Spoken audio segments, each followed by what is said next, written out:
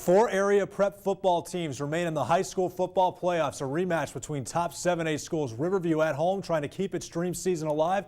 Charlotte's still riding an unbeaten year as well. It's time once more for SNN's Friday Football Fever.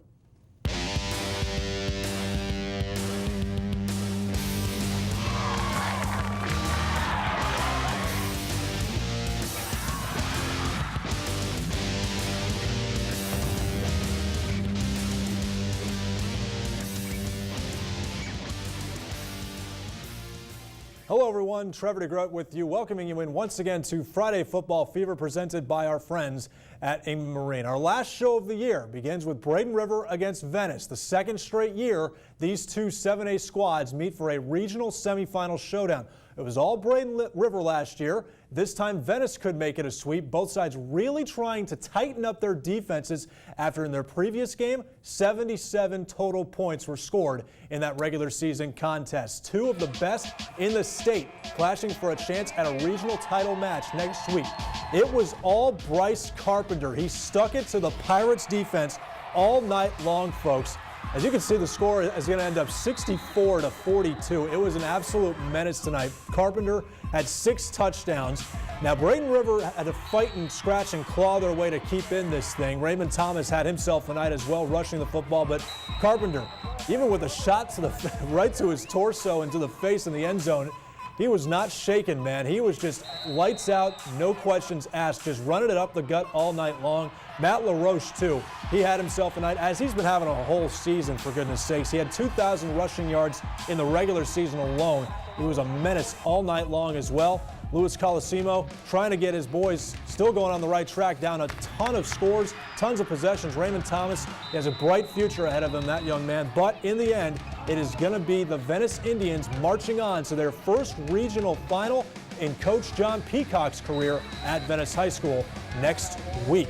So, as we take a look at the 7A bracket in the Region 3, it's going to be Venice, obviously moving on after beating South Fort Myers handily and Braden River. They're going to be facing the Eastlake Eagles from Pinellas County. Eastlake had to beat DuPont, I believe that is, and Tampa Bay Tech today.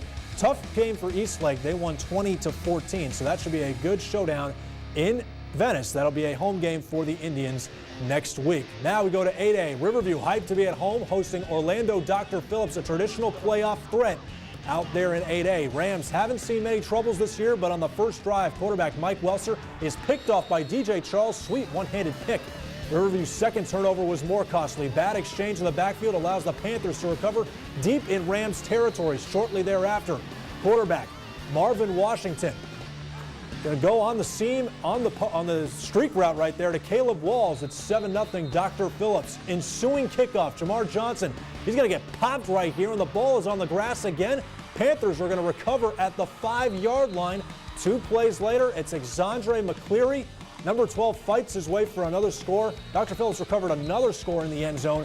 In the second half, Dr. Phillips ends Riverview's magical year with a 21-0 shutout. So, as we glance at that 8A Region 2 bracket, Dr. Phillips single-handedly took out both Suncoast teams in 8A. Manatee last week at home and going to Riverview on the road. They reached that Region 2 final game next week, and they're going to be taking on Vero Beach after they took down Treasure Coast out of Port St. Lucie.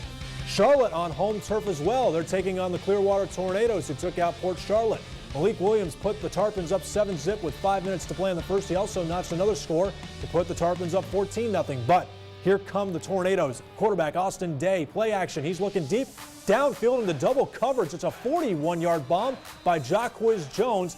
Runner is ruled down. Clearwater in business. 3rd and goal. Day rolls to his right, hits Quan Jones, and it's a ball game, folks. 14-7. But Charlotte's Jacob White fields the ensuing kickoff from inside his own 10, takes it past midfield, and now it's Devontae Price, not D. Hicks, taking the snap. Rolls out to his right. He's going to heave the ball up to DeAndre Hicks, open, and he keeps his feet in bounds for a score. Charlotte, Binky Warhop marches on, stay unbeaten. A couple of ejections in this game, a little chippy later on, but the Charlotte Tarpons win 52-25. So, in the 6A Region 3 bracket, this is how it shapes up.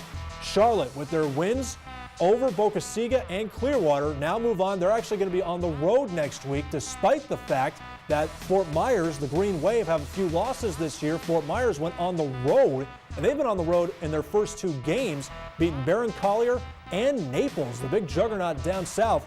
So good for the Fort Myers Green Wave, but they are in a tough fight next week against the Tarpons, as we know.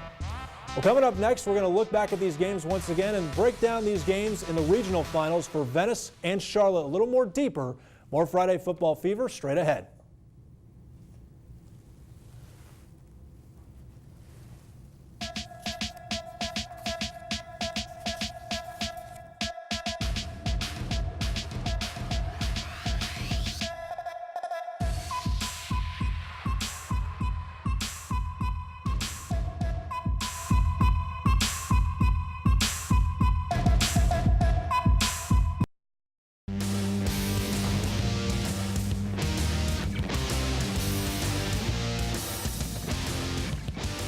All right, everybody, welcome back to Friday Football Fever. Unfortunately, Herald Tribune sports columnist Doug Fernandes could not be here tonight. He was working late at that Venice-Braden River game, which went a pretty long way, as you can imagine, with over 100 points scored.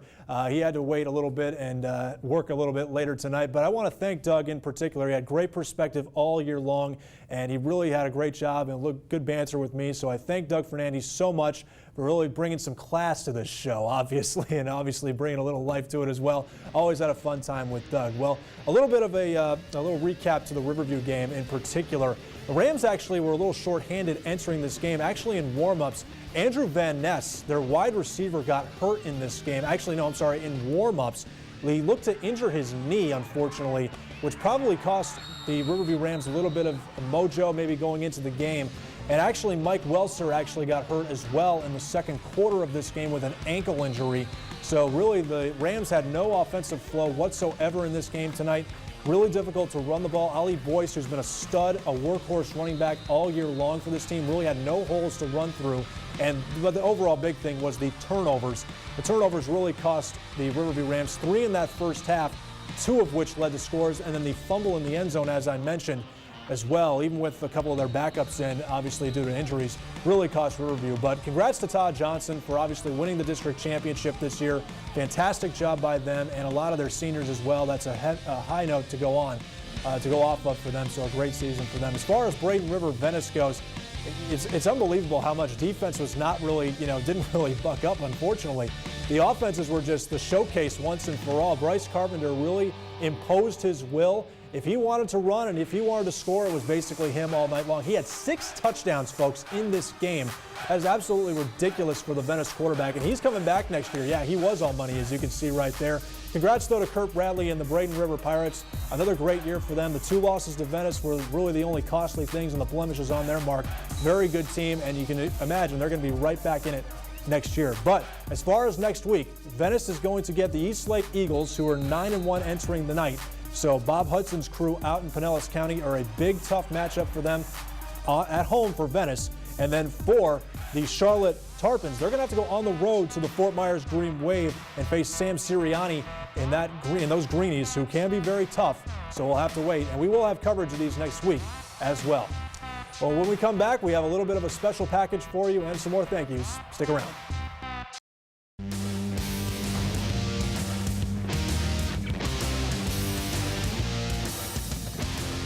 Welcome back to Friday Football Fever, everybody. Hey, I'd be remiss to say if I'm not going to congratulate and say good luck to the St. Stephen's Episcopal Falcons. They're going to be competing for the Sunshine State Athletic Conference Championship Saturday night in Oviedo, Florida against St. Edwards. This is the second straight year for them.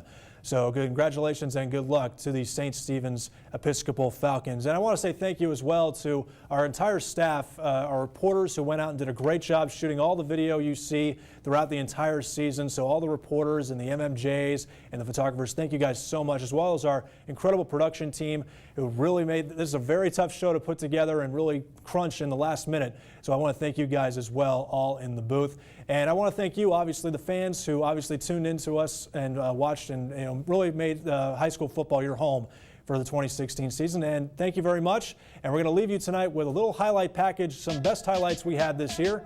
Good night, and thank you.